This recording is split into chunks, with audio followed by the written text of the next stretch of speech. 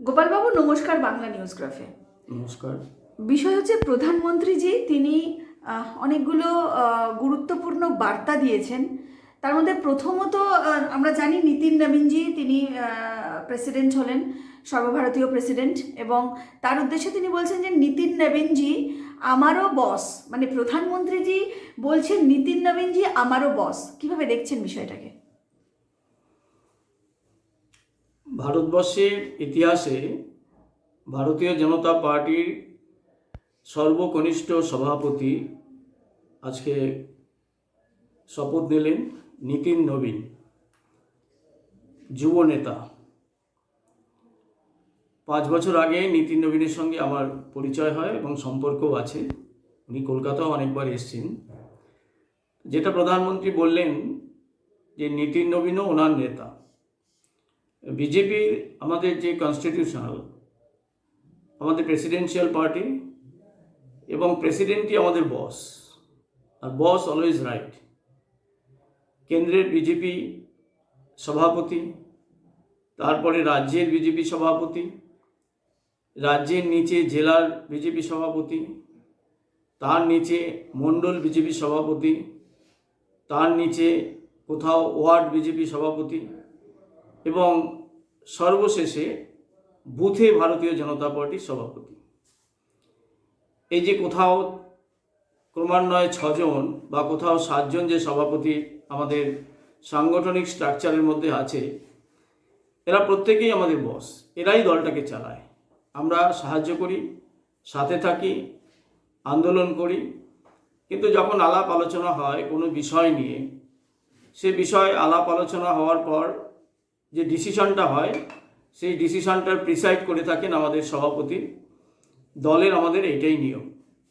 আমাদের দলের সংবিধান আছে, দলের একাত্ম মানববাদ আছে, যার বিশ্বাসে আজকে দল ক্রমান্বয়ে বেড়েই চলেছে, পঞ্চনিষ্ঠা। এছাড়া আরও অনেকগুলো ব্যবস্থার মধ্য থেকে আমাদের কিছু হিডেন এজেন্ডাও আছে, যেটা ভারতবর্ষের সার্বভৌমত্ব রক্ষা করবে। এবং আজকে এই ভারতীয় জনতা পার্টি তিল তিল করে বড় হতে হতে হতে হতে সারা ভারতবর্ষে 2000-এর বেশি রাজনৈতিক দল থাকা সত্ত্বেও সবচাইতে বড় দলের নাম হচ্ছে ভারতীয় জনতা পার্টি, বিজেপি। শুধু ভারতেই নয়, বর্তমানে বিশ্বের যত রাজনৈতিক দল আছে, সবচাইতে সদস্য সংখ্যা বেশি নিয়ে ভারতীয় জনতা পার্টি এই ভূভারতের অর্থাৎ সমগ্র পৃথিবীর মধ্যে সবচাইতে বড় দল। আর সেই দলের সভাপতি বয়সে ছোট হলেও নিতিন নবীন আমাদের সকলের নেতা, সকলের বস। আমাদের যারা কাউন্সিলর থেকে শুরু করে, এমএলএ থেকে শুরু করে, এমপি থেকে শুরু করে বিভিন্ন মন্ত্রী যারা আছেন, এমনকি প্রধানমন্ত্রীরও বস তিনি।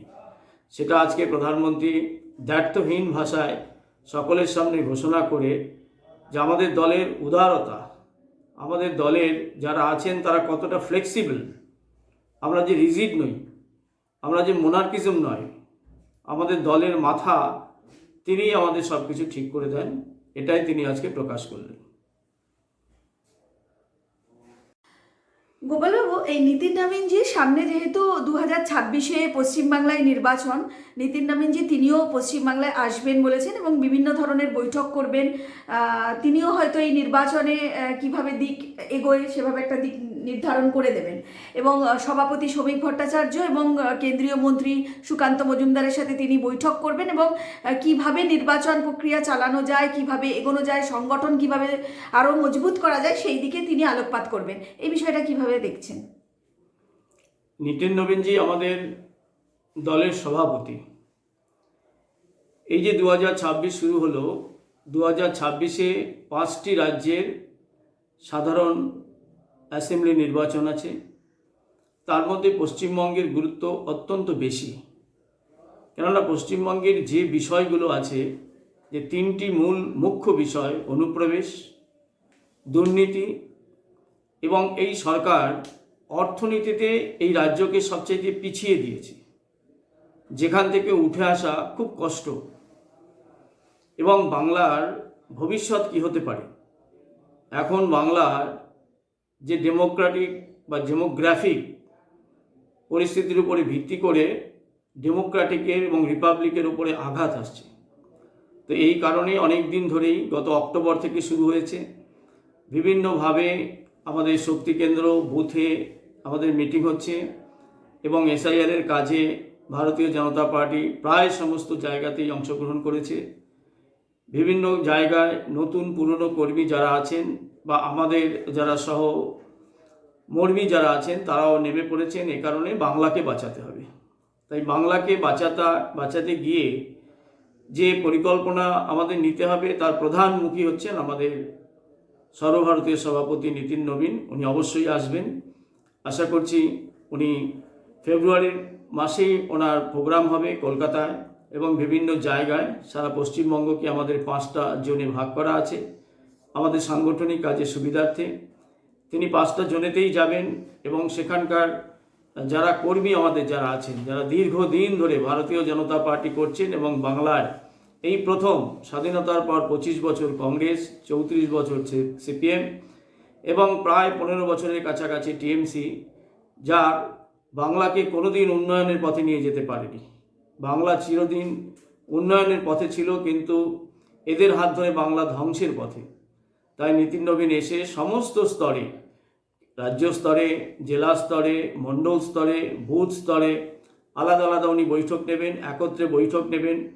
বর্তমানে যারা দায়িত্বে আছেন বা যারা দায়িত্বে ছিলেন পূর্ব, তাদের সকলকে নিয়েই তিনি একটা লড়াই দেবেন, যে লড়াইতে টিএমসি মুক্ত বাংলা এখানে গঠন হয়।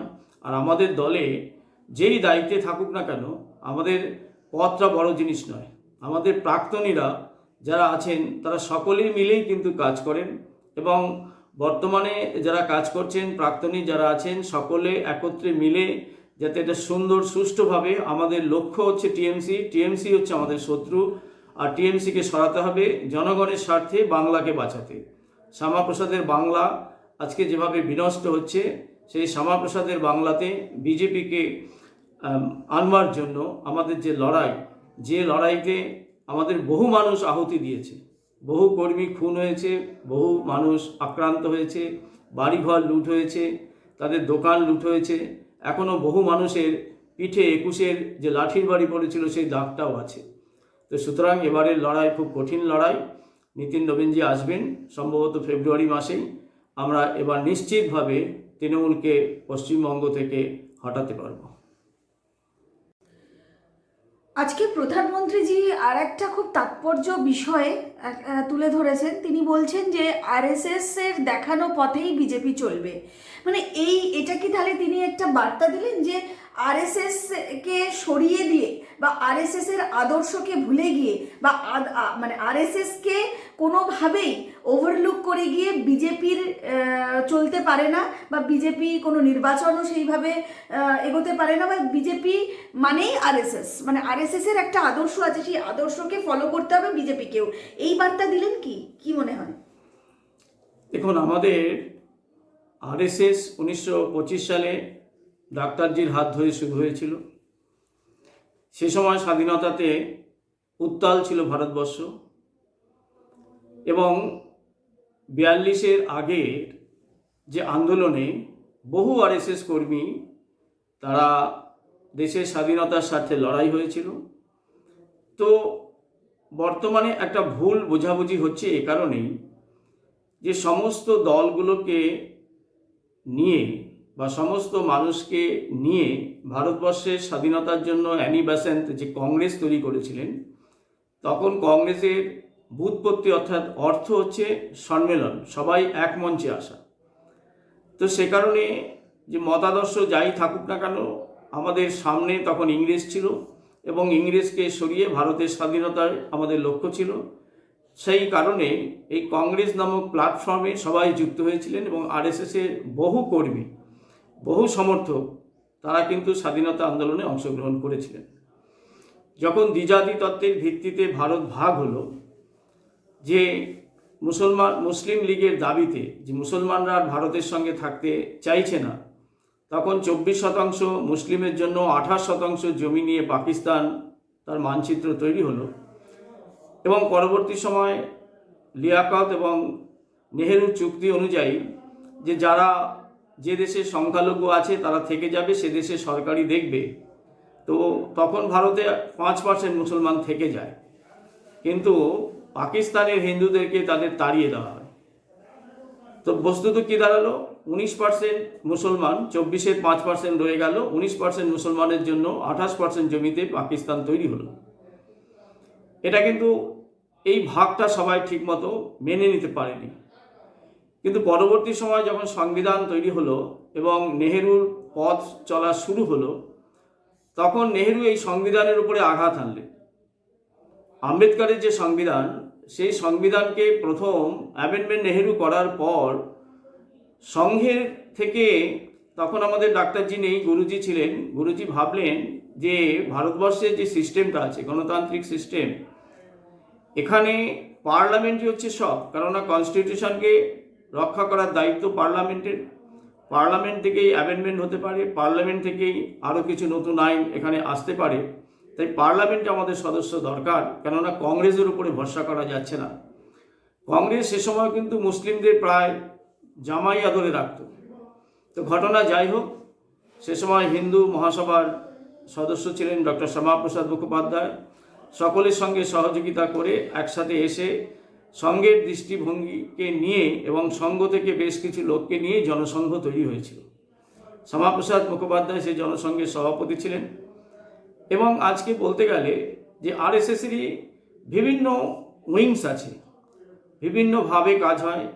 যেমন বিশ্ব হিন্দু পরিষদ, সেখানে ধর্মের বিষয় নিয়ে কাজ হয়। অখিল ভারতীয় বিদ্যার্থী পরিষদ, যেখানে ছাত্ররা কাজ করে থাকে। এরকম আমাদের প্রায় 138টা গণসংগঠন আছে, যার কেন্দ্রবিন্দু আরএসএস বা আরএসএসের মতাদর্শে চলে থাকে, কোনোটা প্রত্যক্ষ, কোনোটা পরোক্ষভাবে। ঠিক তারই পলিটিক্যাল প্ল্যাটফর্ম যেটা জনসংঘ, পরবর্তীকালে যেটা ভারতীয় জনতা পার্টি। তো এখনও ভারতীয় জনতা পার্টির সমস্ত রাজ্যে বা কেন্দ্রে এবং বিশেষ করে কোনো জেলাতেও যে আমাদের সংগঠনের সাধারণ সম্পাদক যিনি থাকেন, তিনি আরএসএস থেকে আসেন এবং আরএসএসের পূর্ণকালীন কর্মী হয়ে থাকেন।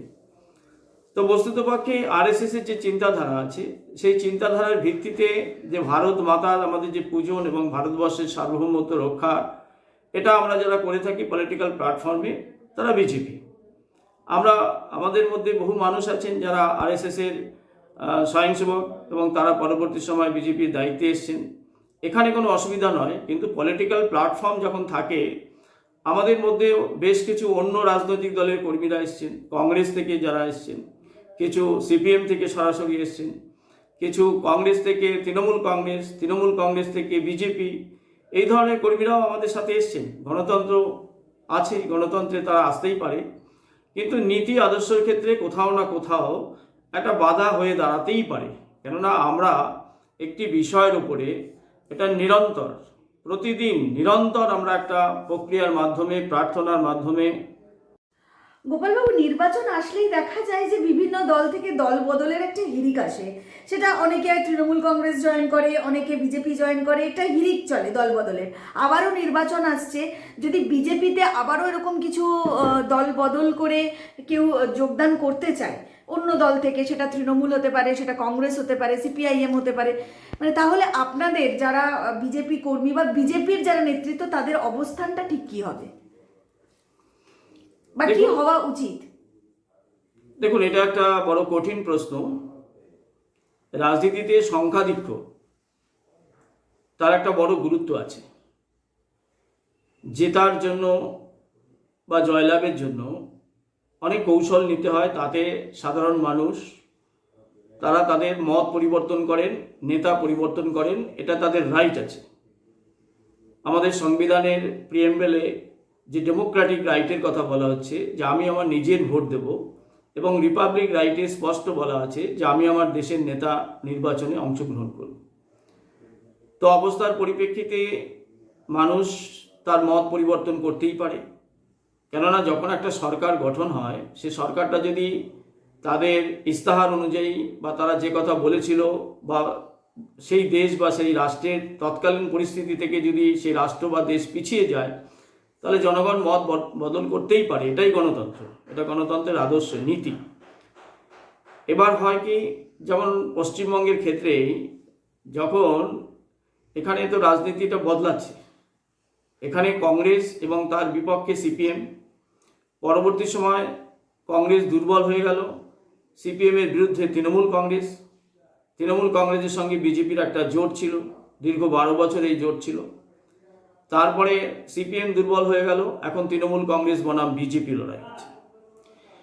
পশ্চিমবঙ্গের ক্ষেত্রে এটার একটা বিশেষ গুরুত্ব আছে এই কারণেই যে দীর্ঘ 12-13 বছর আমরা একসাথে ছিলাম।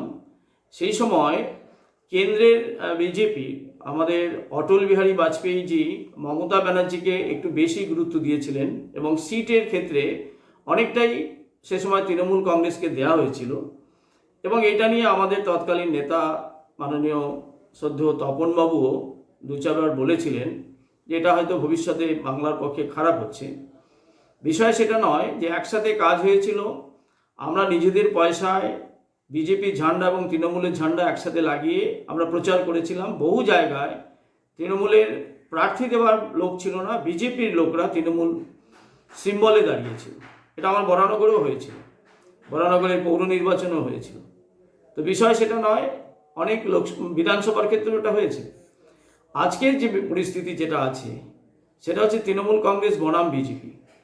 আর ইস্যুটা যেটা আছে, প্রথম হচ্ছে বাংলার সার্বভৌমত্ব, অর্থাৎ বাংলার যে বর্ডার সেটাকে ঠিক রাখা, ডেমোগ্রাফিটা, অর্থাৎ এখানে জনসংখ্যার পরিমাণ, ভোটারদের ক্ষেত্রে যেটা দাঁড়িয়েছে যে একজন মুসলিম ভোটার সমান 2জন হিন্দু ভোটার।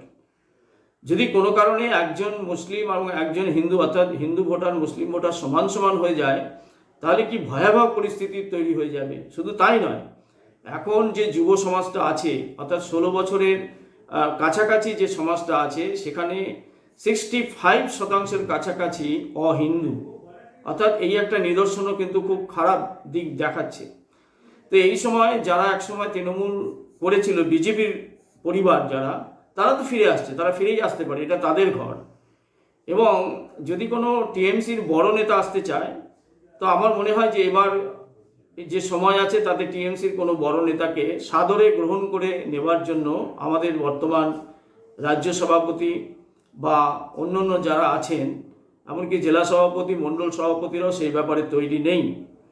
যদি তৃণমূল কংগ্রেসের কোনো সমর্থিত কর্মীরা যদি আসতে চায়, যে তারা সত্যি মাটিতে কামড়ে লড়াইটা করেছিল, যে লড়াই হয়েছিল সিপিএমের বিরুদ্ধে, যে এত বড় জগদ্দল পাথরটাকে সরিয়েছিল সমস্ত মানুষের সহযোগিতায়, সে সময় যারা তৃণমূলের আদি বা একদম নিচুতলার কর্মী ছিল, প্রাথমিক কর্মী ছিল, তারা কিন্তু আজকে যোগ্যতা সম্মান পায় না, তাদের ডেকেও জিজ্ঞাসা করছে না। তারা ফিরতেই পারে, নিজের ঘরে ফিরতে পারে, তো সেক্ষেত্রে কোনো আপত্তি নেই। আর ফিরবেও, কেন ফিরবে না? যদি দেশটাই না থাকে, যদি এটা বাংলাদেশি হয়ে থাকে, তাহলে তাদের ভারতীয়ত্ব, অর্থাৎ ভারতের আইডি কার্ড নিয়ে তাদের প্রশ্ন দাঁড়িয়ে যাবে।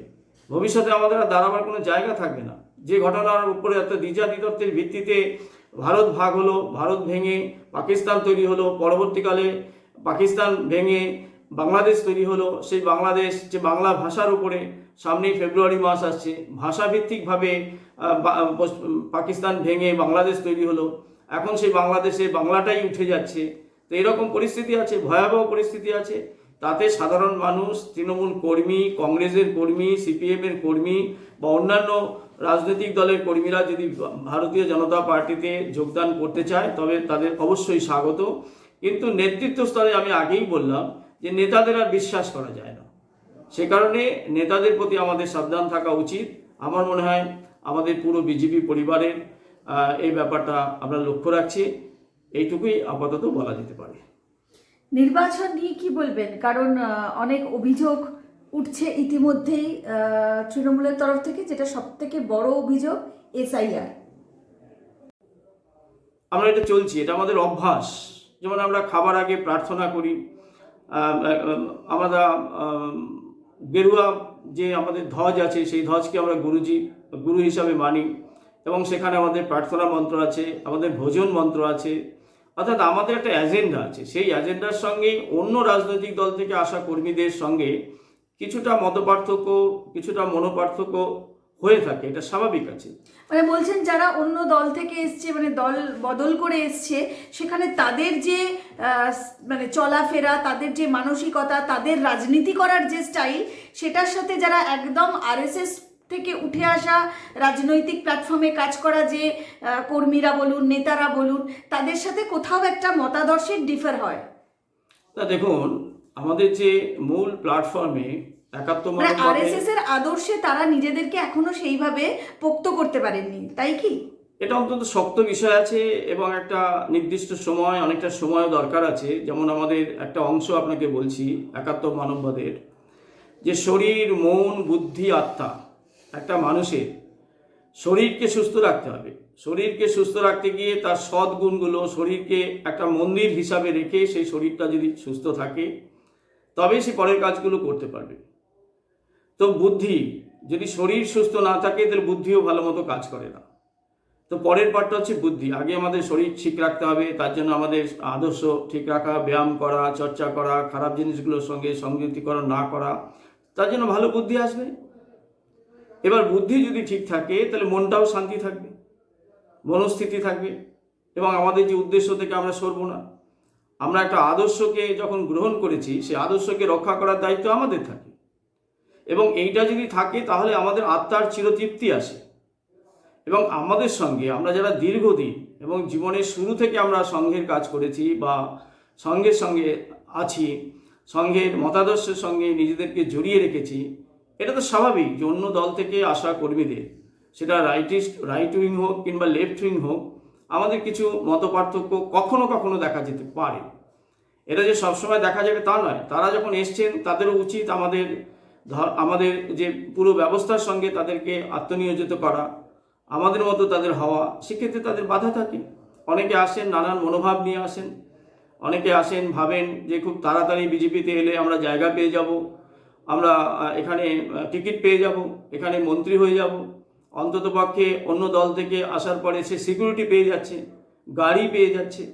তো বস্তুতপক্ষে এরকম লোককে আমরা নিয়েছি, আবার দেখা যাচ্ছে তারা আবার চলেও গেছে, কারণ আমাদের সঙ্গে মানিয়ে চলতে পারেনি, পেরে উঠতে সেটা পারেনি। গতবার দেখা গেছে, কারণ একঝাঁক তারকাও এসেছিল, মানে তারকা প্রার্থী হয়েও ছিল এবং তারকা সেলিব্রিটিরা জয়েন করেছিল বিজেপিতে, এবং তারপরে তারা অনেকে টিকিটও পায়নি এবং তাদেরকে এখন আর দেখাও যায় না। অনেকে, যেমন পার্নো মিত্র, তিনি তো বরানগর থেকে দাঁড়িয়েছিলেন, আবার তৃণমূলে গিয়ে জয়েন করলেন। মানে এই যে, তার মানে আপনি বলতে চাইছেন গোপালবাবু, যারা দলবদল হয়ে আসে তাদের এই সংঘের সাথে, তাদের আদর্শে বা বিজেপির আদর্শে যতটা না নিমজ্জিত হয়, তার থেকে বেশি তাদের কোনো একটা এজেন্ডা থাকে, এই টিকিট বা পদ বা এই ধরনের কিছু। এটা বলতে পারবো না তাদের মানসিক অবস্থা কি আছে। আমি কোনোদিন দল বদল করিনি, আর ভগবানের আশীর্বাদে যাতে দল বদল না করতে হয় আমি জানি। তবে এটা শুনেছি, এটা আমার শোনা কথা, যে যারা দল বদল করে তাদের একটা হিডেন এজেন্ডা থাকে, অর্থাৎ আদর্শের প্রতি তাদের একটা কোশ্চেন মার্ক থেকে যায়। আর যারা ঘন ঘন দল বদল করে, ধরুন আগে কংগ্রেস ছিল, কংগ্রেস থেকে টিএমসি করেছে, টিএমসি থেকে সিপিএমে গেছে, সিপিএম থেকে আবার টিএমসিতে এসছে, টিএমসি থেকে পরে আবার বিজেপির কাছে এসছে, এই ধরনের মানুষেরা কখনো একটা আদর্শের সঙ্গে যদি যুক্ত না থাকতে পারে, এটা আমার নিজস্ব মত নয়, শুনেছি, তারা খানিকটা নীতিভ্রষ্টই হয়ে থাকে, তারা একটু মাথা গরমের হয়ে থাকে যখন তখন। যেটা আপনি বললেন, আমিও বললাম, যে প্রধানমন্ত্রী নরেন্দ্র মোদীর মতো মানুষ, যিনি বিশ্ববরেণ্য মানুষ, তিনিও কিন্তু আজকে একজন নতুন সভাপতি হলেন, নব সভাপতি হলেন, যুবক সভাপতি হলেন, তাকে নেতা মানতে কোনো অসুবিধা নেই। কিন্তু অন্য দল থেকে যারা আসেন তারা ভাবেন যে তারাই সব কিছু জানে, তারাই একদম ভারতবর্ষটা তৈরি করেছে, এবং যারা আরএসএসের, যারা বিজেপির, তারা তাদের থেকে কমজোরি, তারা কম বোঝে, এই একটা মনোভাব তাদের থাকলেও থাকতে পারে, যদিও আমি এই ব্যাপারে 100% কনফার্ম নই। তবে তারা যদি আমাদের সঙ্গে থাকতে পারে, আমাদের মতন হয়ে, অনেকেই আছে, সবাই যে চলে গেছে তা নয়। 21-এ যারা এসেছিলেন তারা আমাদের সঙ্গে থেকেছেন, আমাদের সংগ্রামে থেকেছেন, মারামারি করেছেন, পুলিশের লাঠি খেয়েছেন। এবার যে রাজ্য কমিটি হয়েছে সেখানেও তাদের মধ্যে 2-4 জন চান্স পেয়েছেন। জেলা কমিটিগুলোর মধ্যেও তাদেরকে নেওয়া হয়েছে, বিভিন্ন বুথেরও তাদের দায়িত্ব দেওয়া হয়েছে। আশা করি যে ক্যান্ডিডেটের লিস্ট বেরোবে তার মধ্যেও তারা 2-4 জন থাকবে, এটা আমি আশা করতে পারি। তো এই ব্যাপারে দলবদলুদের একটা ভূমিকা আছে, তারা কিন্তু আদর্শ নিয়ে ছেলে খেলা করে, এইটুকু আমি বলতে পারি। দেখুন, 2011 সালে বামফ্রন্টের স্লোগান অষ্টমবার বামফ্রন্ট। সেবার ব্রিগেডে প্রায় 12 লক্ষের কাছাকাছি লোক হয়েছিল এবং সমস্ত জায়গায় সারা বাংলা জুড়ে এক বিভৎস প্রচার বামফ্রন্ট সরকার করেছিল। অষ্টমবারের জন্য বামফ্রন্টকে আনবার জন্য আবেদন করেছিল, কিন্তু অষ্টমবার আসতে পারলেন না। তার কারণ বাংলার মানুষের মন থেকে সিপিএমটা উঠে গিয়েছিল। ঠিক এবারও হ্যাটট্রিকের পর চতুর্থবারের জন্য টিএমসি কখনোই সম্ভব নয়, কেননা এক তো এখানে যে পরিমাণ বাংলাদেশি প্রবেশ করে গেছে, দ্বিতীয়ত উনি সারা পশ্চিমবঙ্গের মুখ্যমন্ত্রী হলেও বর্তমানে ওনার যা ভাবভঙ্গি বা ওনার যা কথাবার্তা তাতে পরিষ্কার বোঝা যাচ্ছে হিন্দুরা ওনার চক্ষুশূল হয়ে গেছে এবং মুসলমানরা অর্থাৎ দুধের গায়েল যারা আমরা বলে থাকি ওই পার্সেন্টেজ ভোটের উপরই তিনি চাইছেন। এবং শুধু তাই নয়, বাংলাদেশ থেকে প্রচুর মানুষকে এখানে অনুপ্রবেশ করানো হয়েছে। রোহিঙ্গারাও এসছেন, তাদের রেশন কার্ড, তাদের ভোটার কার্ড, এমনকি বিভিন্ন প্রকল্পের টাকাও তিনি পাইয়ে দিয়েছেন।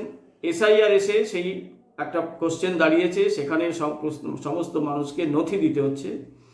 এবং প্রাথমিকভাবে এসআইআরের যে মৃত ভোটার যারা ছিল আমরা দেখেছি সেই মৃত ভোটারদের জায়গা তারা প্রক্সি দিত, এবং যারা অন্যত্র চলে গেছিল অর্থাৎ ফাঁকা কাউকে পেলেই সেখানে প্রক্সি দিত। সেই জায়গাটা কাটা গেল, প্রায় 58 লক্ষের কাছাকাছি কাটা গেছে। আরও বেশ কিছু মানুষের যারা প্রশ্নবোধক চিহ্নের মধ্যে পড়েছেন তাদের নাম সেখান থেকে বাদ যাওয়ার সম্ভাবনা আছে। কিন্তু অভিযোগ তুলছে মানুষকে হয়রানি করা হচ্ছে, এই ফর্ম 7-এর নাম করে লাইনে দাঁড় করানো হচ্ছে, তাদেরকে হয়রানির মুখে পড়তে হচ্ছে এবং বিভিন্ন জায়গায় নাকি ফর্ম 7 মানে জমা করতে চাইছে না, নানা রকম অভিযোগ উঠছে ইলেকশন কমিশনের বিরুদ্ধে। এবং এই ইলেকশন কমিশন নাকি চলছে বিজেপির অঙ্গুলি হিলনে। না, এটা তো রাজনৈতিক একটা কথাবার্তা, এটা তো কোনো মানেই নেই। কালকে তো বহু মানুষ, লাস্ট ডেট ছিল, বহু মানুষ ফর্ম 7 জমা দেওয়ার জন্য সারা জেলা জুড়ে বিক্ষোভ হয়েছে, জমা দিতে পারেনি। সিপিএমের লোকজনরাও গিয়েছিল, তারাও পারেনি। কয়েকটা জায়গাতে তৃণমূল কংগ্রেসের কর্মীরা বাধা দিয়েছে, আমাদের বিজেপি কর্মীদের হাত থেকে সেই ফর্ম কেড়ে নিয়ে পুড়িয়ে দেওয়ার ঘটনা ঘটেছে। কালকে তো নানান সারা রাজ্য জুড়েই এই ব্যাপক একটা ঘটনা ঘটেছে। আজকে টিএমসি দেখুন হেরে যাচ্ছে, টিএমসি আর থাকবে না, মানুষের মন থেকে টিএমসি উঠে গেছে, অর্থনৈতিক দিশা বদলে গেছে। আমরা গরিব রাজ্য হয়েছি, এখানে কোনো উন্নতি নেই। তারপরে যেভাবে চুরি হয়েছে, চাল চুরি, কয়লা চুরি, এই চুরি ওই চুরি, চাকরি চুরি, চুরির দায়ে মমতা ব্যানার্জি কিছু বলতে পারছে না। এরপরে যেটা সাময়িক যে ঘটনাটা ইডির সাথে হয়েছে, যেভাবে নথিপত্রগুলো উনি কেড়ে নিয়ে গেছেন একজন মহিলা মুখ্যমন্ত্রী হয়ে এবং পুলিশ প্রশাসনকে সঙ্গে নিয়ে, সেদিন পারতো ইডি হয়তো অনেক কিছু করতে পারতো, কিন্তু সেখানে অন্য ফল আসতে পারতো। তারা নির্ভর করেছে কোর্ট যেটা দেবে, এখন কোর্টে সেটা চলছে, কোর্ট যেভাবে ডিসিশন দেবে, যেভাবে জুডিশিয়াল ডিসিশন আসবে সেইভাবেই হবে। এটা স্পষ্টত যে মমতা ব্যানার্জি প্রতি মানুষের আগ্রহ আর নেই এবং মানুষের মন থেকে মমতা ব্যানার্জি হেঁটে গেছে। মমতা এবার যাচ্ছে, মমতা যাওয়া একদম নিশ্চিত। মমতাহীন বাংলা আমরা পাচ্ছি এবং মমতা ব্যানার্জি চলে গেলেই বাংলার ব্যাপক উন্নয়ন শুরু হবে বিজেপির হাত ধরে, এটাই মানুষের বিশ্বাস। ধন্যবাদ।